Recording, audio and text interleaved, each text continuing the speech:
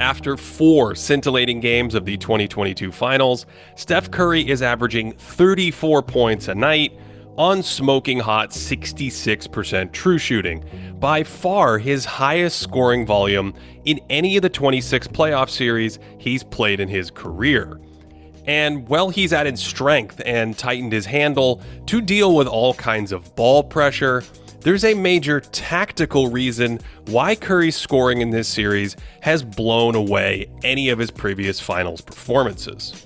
Before we get to that, this game looked like it was swinging toward the Celtics in the middle of the fourth quarter after Jaylen Brown scampered down the lane for a layup to put Boston up by 2.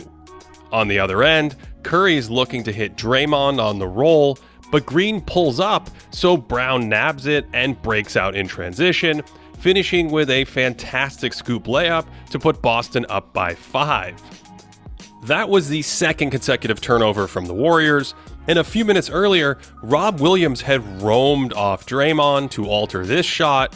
Green passed on a layup to kick it out for a 3, and despite more aggression from him on the offensive end in this game, the limitations we discussed in Game 3 were still an issue for the Golden State offense, with the Celtics able to roam off him and essentially ignore him out on the perimeter.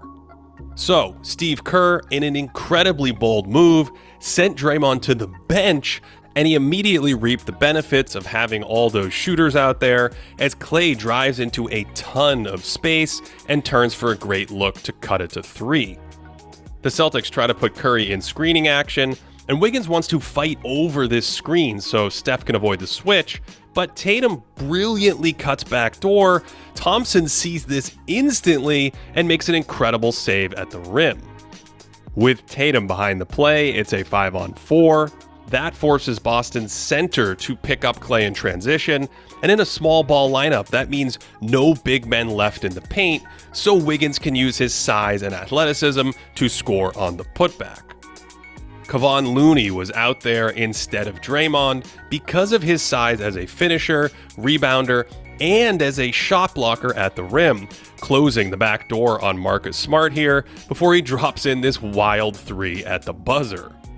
With the lead back to 4, Tatum does a nice job staying with Curry around the screen, Poole attacks the closeout, and again it's Wiggins on the offensive glass to cut it back to 2. Andrew was huge in this game, grabbing 11 of his 16 rebounds in the second half, and having a huge defensive presence throughout the night, forcing a Tatum kick out there, and Jason only made 3 shots all game against Wiggins, with his size and length helping him contest these high-release jumpers. This possession was a clinic, with Wiggins containing him in space, then he's strong enough to avoid a back down, and on the reset completely shuts him off again. He also had a few nice help possessions, switching off Tatum here, then lingering in the lane, and steering him into a tough fadeaway with nothing else open. A few minutes later, with the lead still at 2, the Celtics' late-game offense stagnated again. This plagued them during the Miami series, so Jaylen tries to drive into Clay, only that one rims out, and Curry grabs the rebound and pushes it down the court, and then multiple Celtics converge on him in transition, so he drags them all to the left side of the floor, while Clay runs into that open space for an open 3 and the lead. After a Brown miss, Curry tries to attack Rob in screening action, and after Smart falls down, he's left on Curry Island, and that's not where you want to be.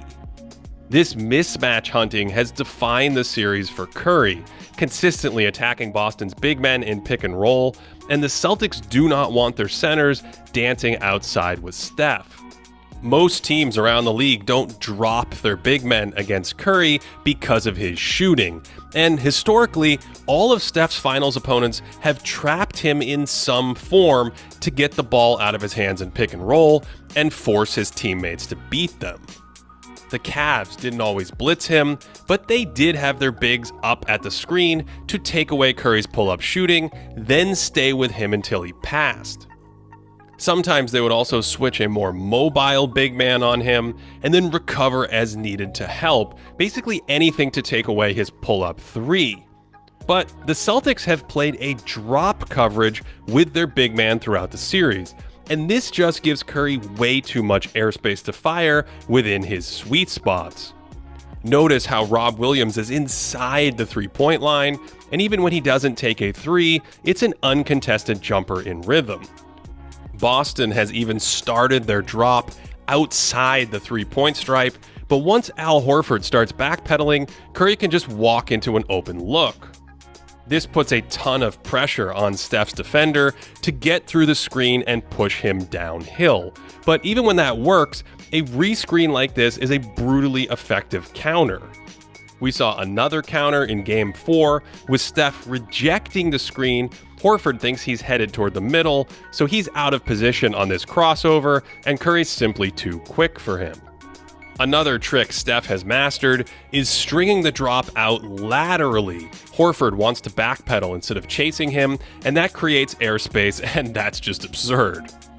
This also factors into how Steph is defended away from the ball. Williams drops off Looney here, so Curry comes off the screen with a ton of daylight. This ridiculous sequence in the third quarter came against the high drop. Williams is inside the line, but that's not good enough. And so Horford then says, "I'll come out even higher on this screen," and Steph says, "Still not high enough." Boston's occasionally mixed it up. Horford switches onto him here, and Curry blows right by him. And then the issue is who is chasing Steph as he runs into the corner for a relocation three. The Celtics understand the vulnerabilities of this defensive approach, but the drop also helps prevent defensive breakdowns away from the ball, keeping that Warriors offense more in check. Since it's only the big men that drop, these pick and rolls can also leave Draymond standing in the corner, and as we discussed in the previous video, he's a non-factor in that spot.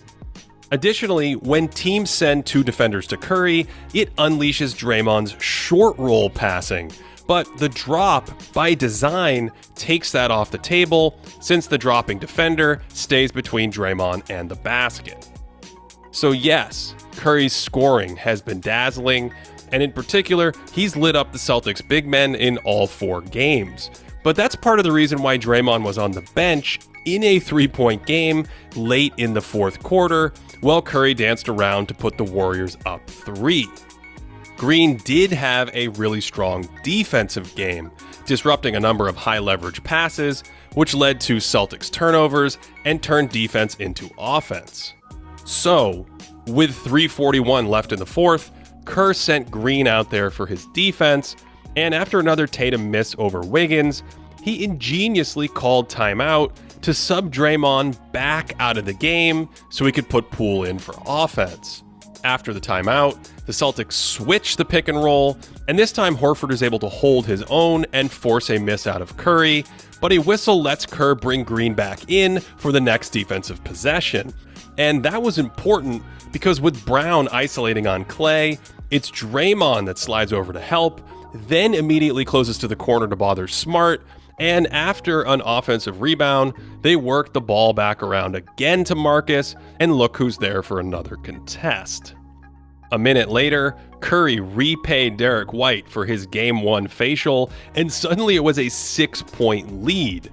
Boston would have an answer after this Tatum kickout finds Horford for a corner 3, and then, fittingly, with the game hanging in the balance, the Celtics actually trapped the Curry ball screen. Draymond sprang free on the short roll and found Looney for a layup to ice the game for the Warriors.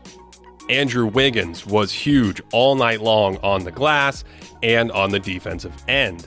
And Steve Kerr pressed all the right buttons with those offense to defense substitutions down the stretch.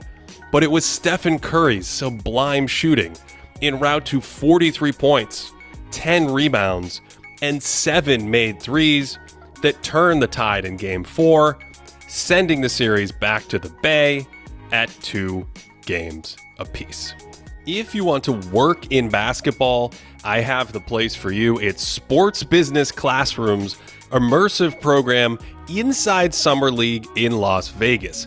Past instructors in this program have included Commissioner Adam Silver, Mike D'Antoni, and tons of other industry leaders in the NBA and in media. Sign up using the code GREATDAY for $300 off. There's more information in the description box below if you are interested. For additional content and to directly support this channel, check out patreon.com/thinkingbasketball. Thanks as always for all of your support, and wherever you're enjoying the finals from, I hope that you are having a great day.